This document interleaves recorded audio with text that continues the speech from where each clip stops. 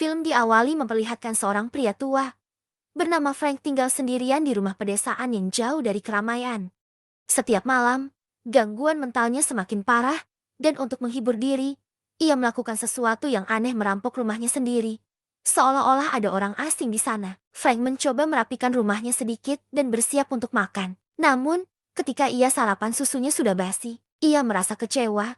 Jadi tanpa sarapan, Frank menuju ke sofa dan tertidur. Ketika sedang tidur, teleponnya berdering. Putrinya, Madison, menelepon dari negara yang jauh. Suaranya terdengar sayup-sayup, dan sebelum mereka sempat berbicara lebih lama, sambungan terputus. Setelah itu, Frank memutuskan untuk pergi ke kota. Ia menuju perpustakaan terakhir yang masih menyimpan buku-buku asli, salah satu tempat favoritnya. Saat tiba di sana, Jennifer, pustakawan yang ramah, menyambutnya dengan senyuman. Tidak banyak orang yang masih membaca buku asli seperti Frank. Jennifer bercerita bahwa sebuah organisasi baru berencana mengubah perpustakaan menjadi digital, yang membuat Frank merasa sedih. Tiba-tiba, telepon Frank berdering lagi. Kali ini putranya, Hunter, menelepon. Percakapan mereka singkat, dan setelah itu, Frank melanjutkan perjalanannya. Dalam perjalanan pulang, Frank mampir ke sebuah toko kecil. Petugas toko melihatnya dengan curiga. Mencurigai Frank melakukan pencurian. Frank tidak peduli dan pergi begitu saja, mengabaikan teriakan petugas itu. Saat Frank berjalan pulang, sebuah mobil berhenti di dekatnya. Hunter keluar dari mobil, terlihat khawatir dengan kondisi ayahnya. Meski begitu, Frank tetap diam, tenggelam dalam pikirannya sendiri, berjalan kembali menuju rumah yang sepi. Setiap 10 hari, putranya, Hunter, datang untuk mengunjunginya meskipun dia tinggal jauh. Setiap kali datang, Hunter merasa ngeri melihat kekacauan di rumah Frank. Hunter merasa ayahnya sudah tidak mampu merawat dirinya sendiri dan diam-diam berharap bisa menempatkannya di fasilitas perawatan.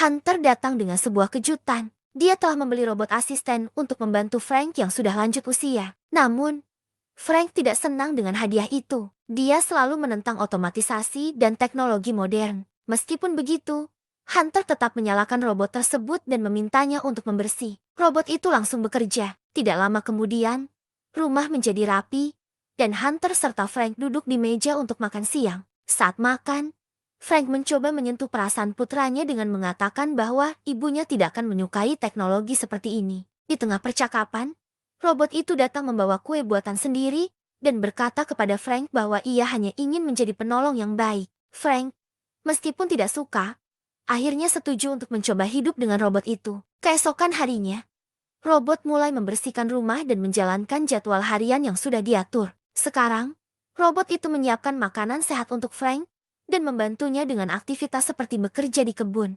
Bahkan, robot itu mencukur Frank dan mengajaknya jalan-jalan di sekitar rumah. Namun, ketika Frank merasa tidak nyaman dan mengatakan bahwa dia tidak membutuhkan pembantu, robot tersebut memberitahunya dengan tenang bahwa jika Frank menolak bantuan, ingatannya akan dihapus, dan robot itu akan dikirim ke tempat penyimpanan. Ancaman halus ini membuat Frank semakin bingung.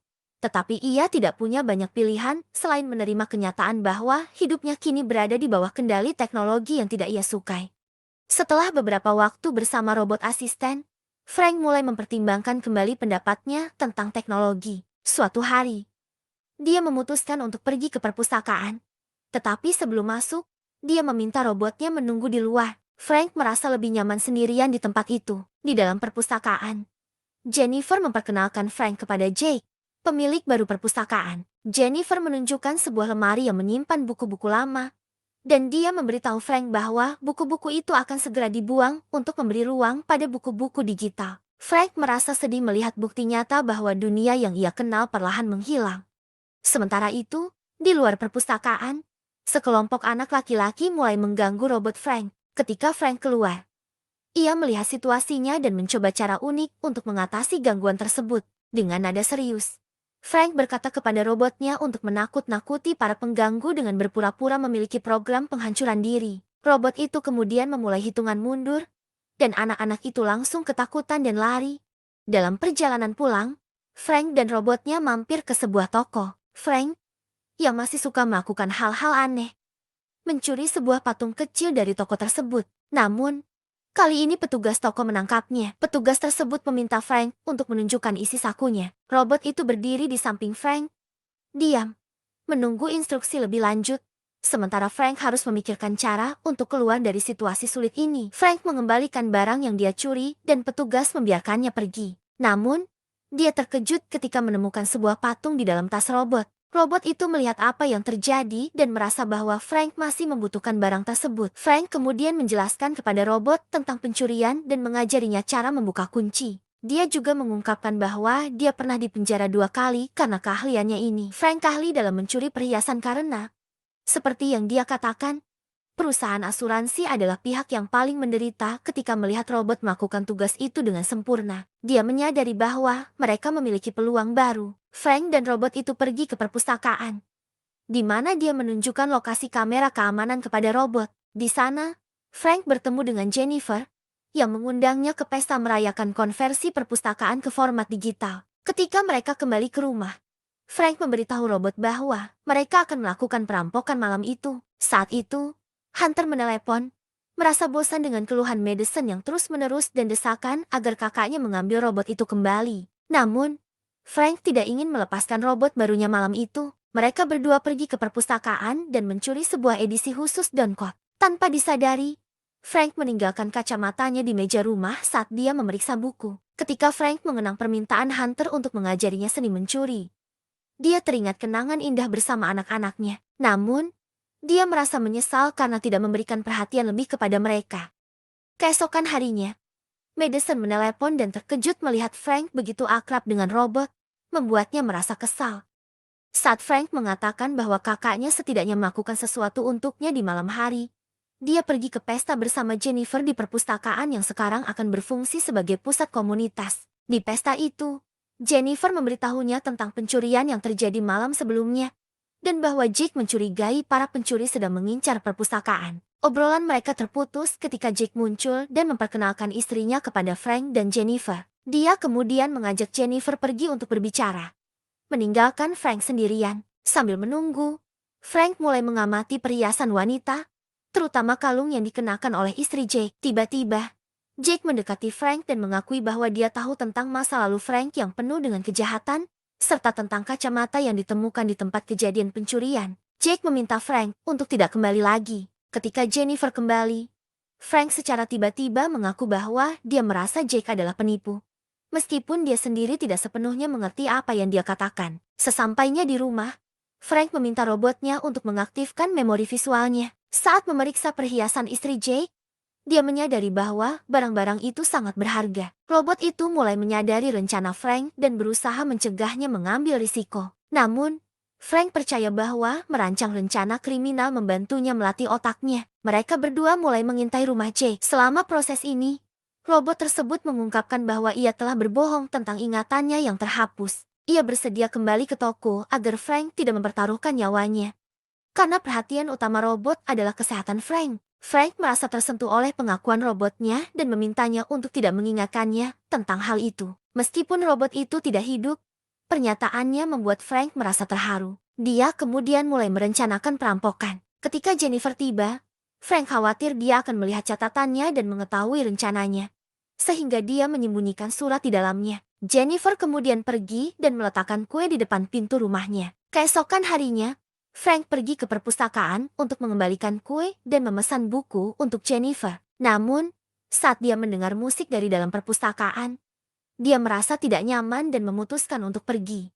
Setelah itu, dia kembali mengintai rumah Jake dan mulai menceritakan lebih banyak tentang hidupnya kepada robot. Sementara itu, robot tersebut terus merawat taman dan menyirami tomat yang sudah matang. Di sisi lain, Madison, putri Frank, pulang ke rumah dengan tekad untuk meyakinkan ayahnya untuk menyingkirkan robot yang menurutnya tidak etis. Dia menonaktifkan robot tersebut menggunakan kata sandi yang tidak diketahui oleh Frank. Madison kemudian menunjukkan foto-foto ayahnya dari perjalanan baru-baru ini, tidak menyadari bahwa semua ini membuat Frank merasa tertekan. Keesokan harinya, Frank bangun untuk pertama kalinya tanpa panggilan dari teman mekaniknya. Dia mencoba menghidupkan kembali robot, tetapi tanpa kata sandi.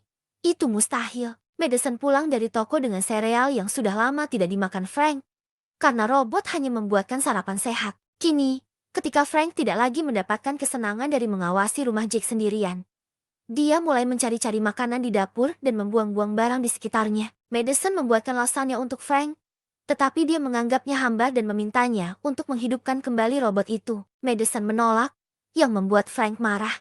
Dia menegur putrinya karena kekacauan di rumah dan berkata bahwa dia belum melakukan apapun yang bisa dilakukan robot. Keesokan paginya, Frank melihat perubahan yang mencolok. Semuanya bersih dan berkilau. Sementara Madison sibuk di dapur. Dia meyakinkan Frank bahwa dia menghabiskan semalam untuk membersihkan.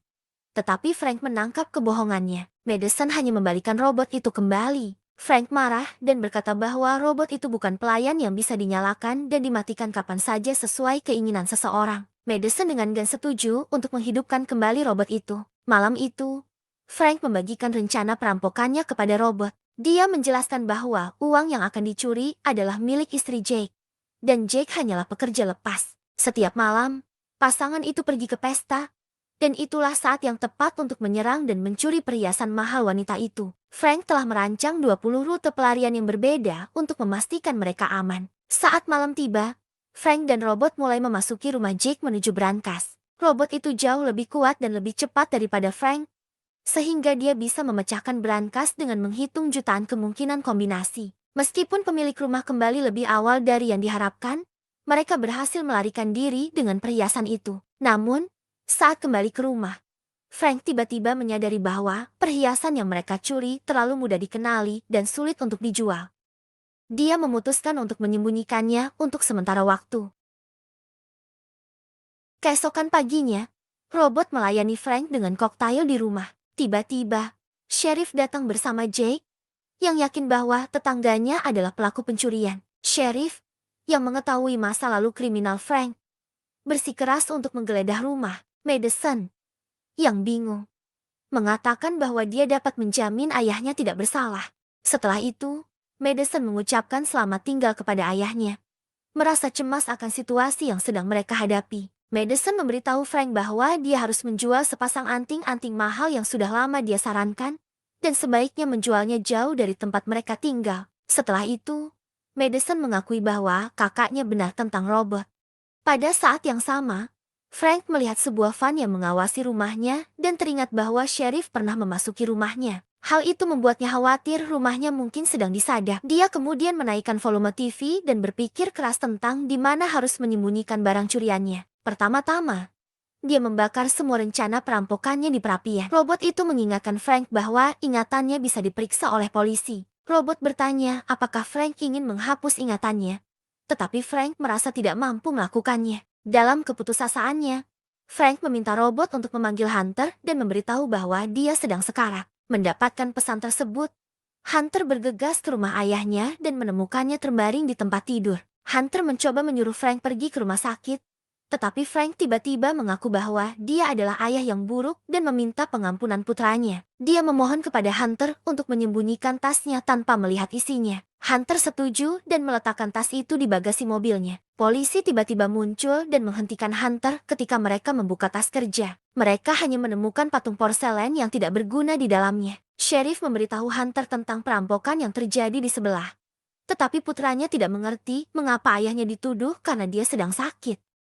Saat itu, Frank dengan santai berjalan keluar dari teras, yang membuat putranya marah dan panik. Jake ingat bahwa mereka dapat memeriksa memori robot untuk mengungkap kebenaran. Polisi mengepung robot itu, tetapi tiba-tiba robot mengumumkan bahwa sistem penghancuran diri telah diaktifkan dan memulai hitungan mundur. Melihat situasi ini, Frank segera mengambil tindakan dan membuat sebuah rencana. Polisi bergegas keluar untuk menghindari ledakan. Frank lalu menyalakan mobil Hunter dan pergi bersama temannya. Dalam perjalanan, robot itu kembali meminta Frank untuk menghapus ingatannya agar mereka bisa menghindari masalah. Mereka menuju ke perpustakaan, di mana Frank berbicara dengan Jennifer tentang kejadian baru-baru ini. Saat dia melihat foto-foto anak-anaknya di dinding, dia juga menemukan foto dirinya bersama Jennifer. Tiba-tiba, dia menyadari bahwa Jennifer adalah istrinya yang telah dia lupakan karena penyakitnya. Setelah menyadari hal ini, Frank dan robot kembali ke rumah, menyelinap masuk sebelum polisi di luar sempat memperhatikan mereka. Beberapa waktu kemudian, Frank berakhir di fasilitas penitipan anak dewasa karena demensianya semakin parah.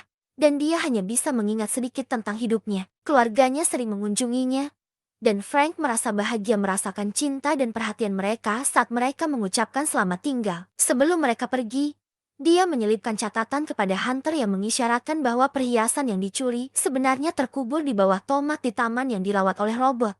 Film ini mungkin tidak sukses besar atau sangat populer, tetapi tetap layak untuk ditonton karena mengangkat banyak masalah terkait dengan nilai-nilai keluarga, penuaan, dan bagaimana cara menghadapi kehilangan ingatan.